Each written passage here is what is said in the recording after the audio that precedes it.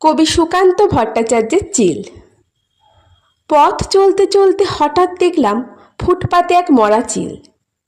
চমকে উঠলাম ওর করুণ বিভৎস মূর্তি দেখে। অনেক উঁচু থেকে যে এই পৃথিবীটাকে দেখেছে লুণ্ঠনের অবাধ উপনিবেশ, যার সেইন দৃষ্টিতে কেবল ছিল তীব্র লোভ আর ছোঁ মারার দস্যু প্রবৃত্তি, তাকে দেখলাম ফুটপাতে মুখ গুজে পড়ে। গম্বুজ শিখরে বাস করত এই চিল, নিজেকে জাহির করত সুতীক্ষ্ণ চিৎকারে। হালকা হাওয়ায় ডানা মেলে দিত আকাশের নীলে, অনেককে ছাড়িয়ে একক।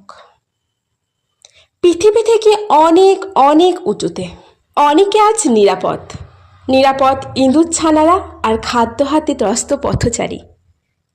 নিরাপদ কারণ আজ সে মৃত, আজ আর কেউ নেই ছোঁ মারার। ওরই ফেলে দেওয়া উচ্ছিষ্টের মতো ও পড়ে রইল ফুটপাতে, শুকনো শীতল বিকৃত দেহে।